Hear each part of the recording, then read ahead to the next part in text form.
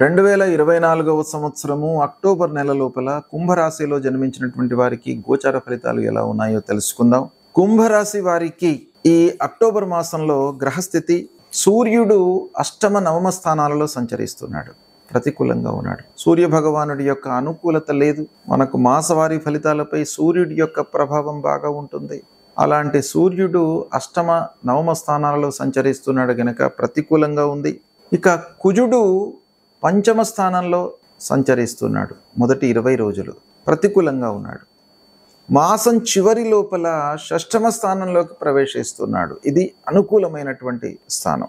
కాబట్టి కుజుడు 30% బాగున్నాడు. 35% ఈ మాసంలో బాగా ఉన్నాడు. స్తంభనంలో ఉన్నాడు గనక ఈ కుజుని యొక్క ప్రభావం ఉంటుంది. ఇక బుధుడు అష్టమ నవమ స్థానాలలో సంచరిస్తున్నాడు, అనుకూలంగా ఉన్నాడు. గురు భగవానుడు అర్ధాష్టమ స్థానంలో సంచరిస్తున్నాడు, కుంభరాశి వారికి ప్రతికూలంగా ఉన్నాడు.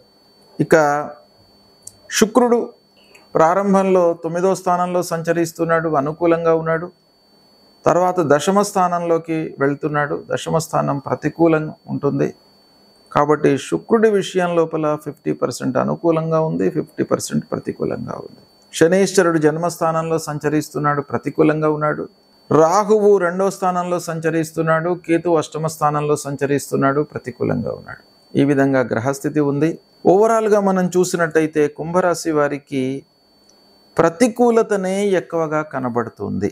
కనుక కుంభరాశి వారు కొంత జాగ్రత్తగానే ఉండాలి. నిర్ణయాలు తీసుకునేటప్పుడు తొందరపడకూడదు.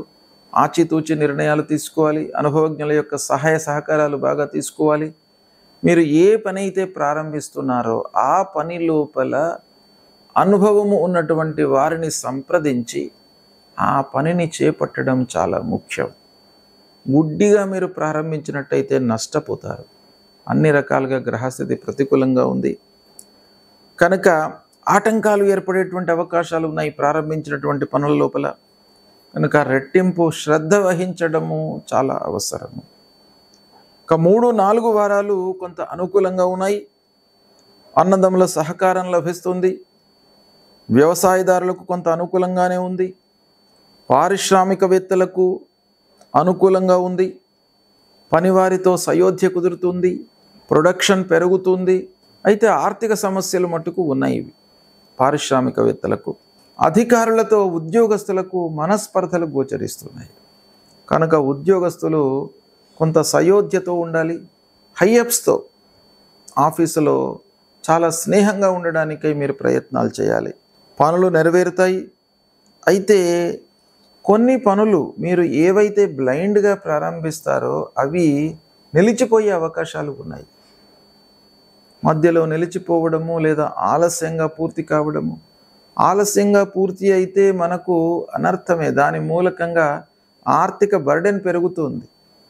ఫైనాన్షియల్ బర్డెన్ పెరగడం మూలకంగా మనకేమవుతుంది, మనం టార్గెట్ను రీచ్ కాలేము. పెట్టుబడి పెడతాం, దానికి సంబంధించినటువంటి అవుట్పుట్ మనకు రావాలి.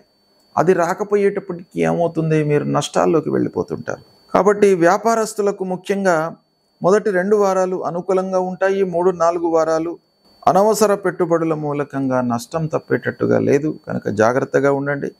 ఇంటి వాతావరణం మట్టుకు అనుకూలంగా ఉంటుంది. భార్య పిల్లలతో సంతృప్తిగా ఉంటారు.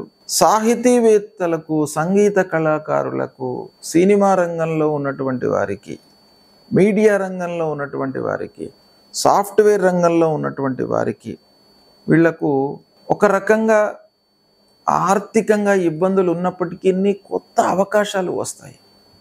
మనిషికి కొత్త అవకాశాలు వస్తే మనము సొసైటీలో హైలైట్ అవుతాం. సరే, రాబడి ఎలా ఉంటుంది, దాని మూలకంగా ఆర్థికంగా మనకు లాభం ఉందా నష్టం ఉందా అనేటువంటి విషయాన్ని పక్కన పెట్టినట్టయితే మీకు అవకాశాలు రావడం అనేటువంటిది ఒక గుడ్ సైన్. ఈ ఫీల్డ్స్లో, ఈ రంగంలో ఉన్నటువంటి వారికి మీకు అవకాశాలు బాగా కనబడుతున్నాయి. ఆర్థిక స్థితి లోపల మార్పేం లేదు, పూర్వం ఉన్నట్టుగానే ఉంటుంది. శని ప్రభావం ఉంది కాబట్టి మీకు రాబడి లోపల కొంత హెచ్చుతగ్గులు, వృధా ఖర్చులు ఇవన్నీ కూడా ఉన్నాయి. చేతికి డబ్బు అందకపోవడము, కొన్ని ముఖ్యమైనటువంటి పనులను పోస్ట్పోన్ చేసుకోవాల్సినటువంటి పరిస్థితి, ఆరోగ్యం విషయంపై మీరు అశ్రద్ధ వహిస్తారు, వర్క్ లోడ్ పెరుగుతుంది. మీ తప్పు కాదు. పని లోపల భారం పెరుగుతుంది, శ్రమాధికమవుతుంది. వీటన్నిటి మూలకంగా ఏమవుతుంది, పనిని మీరు పూర్తి చేయాలి అనేటువంటి ఒక సంకల్పంతో ఉంటారు కాబట్టి అన్నిటినీ కూడాను మర్చిపోతారు. అన్నిటినీ అనంటే మీకు శరీరాన్ని, మనము ఆరోగ్యాన్ని మర్చిపోకూడదు, దానికి ప్రథమంగా ప్రాధాన్యత ఇవ్వాలి. కానీ మిగతావన్నీ కూడాను మీరు చేస్తున్న సమయం లోపల ఆరోగ్యాన్ని నిర్లక్ష్యం చేసే అవకాశాలు ఉన్నాయి. తద్వారా కొన్ని సమస్యలు వస్తాయి. కొంత జాగ్రత్తలు తీసుకోండి. ఇలాంటి ఫలితాలు ఉన్నాయి కుంభరాశి వారికి. అయితే కుంభరాశి వారు ముఖ్యంగా ఏం చేసుకోవాలి, పరిహారము ఏంటి, ఏ ఏ గ్రహాలు మనకు ప్రతికూలంగా ఉన్నాయి అనేటువంటి విషయం ఆలోచించినట్టయితే, సూర్య భగవానుడు అష్టమ భాగ్యస్థానాల్లో సంచరిస్తున్నాడు, ప్రతికూలంగా ఉన్నాడు. సూర్యుడు బాగాలేడు గనక సూర్య నమస్కారాలు చేయండి. ఆదిత్య హృదయము ప్రతినిత్యం కూడాను చదువుకోవడము చాలా ఉత్తమం. ఒకవేళ ఆదివారం నాడు మీరు చదువుకున్నా పర్వాలేదు. ప్రతినిత్యం కూడాను మీరు ఉద్యోగరీత్యా, వ్యాపార రీత్యా సమయం దొరకట్లేదు అని అనుకుంటే ఆ సూర్య భగవానుడి ప్రీత్యర్థమై ప్రతి ఆదివారం రోజున ఆదిత్య హృదయము పారాయణం చేసుకోండి. అది మీకు బాగా కలిసి వస్తుంది. ఇక అంగారకుడు ప్రారంభంలో ఇబ్బంది క్రియేట్ చేస్తాడు కాబట్టి అంగారకుడి విషయంలో సుబ్రహ్మణ్య స్వామి దేవాలయానికి వెళ్ళండి, లక్ష్మీ నరసింహస్వామిని కొలవండి, కరావళంబ స్తోత్రాన్ని ప్రతినిత్యం కూడాను పఠించండి. తప్పకుండా మీకు ఆ నరసింహస్వామి మీ లోపల ఒక ఉత్తేజాన్ని క్రియేట్ చేస్తాడు. అంటే పనుల లోపల మీకు శ్రద్ధను క్రియేట్ చేస్తాడు. శ్రద్ధ భక్తులు ఉన్నట్టయితే మీకు ఆ పని లోపల సక్సెస్ అయ్యేటువంటి అవకాశం బాగా ఉంటుంది. ఇక గురువు అర్ధాష్టమంలో ఉన్నాడు, శనీశ్వరుడు జన్మస్థానంలో ఉన్నాడు. ఈ రెండు గ్రహాలు కూడాను ప్రధానమైనటువంటి గ్రహాలు ప్రతికూలంగా ఉన్నాయి. కాబట్టి దత్తాత్రేయ స్వామిని దేవాలయానికి వెళ్ళండి, దక్షిణామూర్తి స్తోత్ర పారాయణం చేయండి, గురు చరిత్ర పారాయణం చేయండి. దేవానాంచ ఋషీణాంచ గురుం కాంచన సన్నిభం మందనీయం త్రిలోకానాం తన్నమామి బృహస్పతి అనేటువంటి మూలమంత్రాన్ని చదువుకోండి.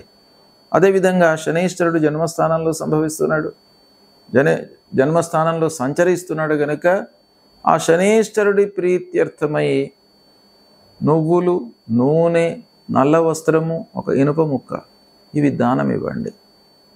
తర్వాత నీలాంజన సమాభాసం రవిపుత్రం యమాగ్రజం ఛాయా మార్తాండ సంభూతం తం నమామి శనైశ్చరం అనేటువంటి ఈ మూలమంత్రాన్ని చదువుకున్నట్టయితే ఆ శని ప్రభావం తగ్గుతుంది. అమ్మవారిని కొలవండి. అమ్మవారి యొక్క అనుగ్రహం మూలకంగా మీకు శుభ ఫలితాలు కలుగుతాయి. శుభం.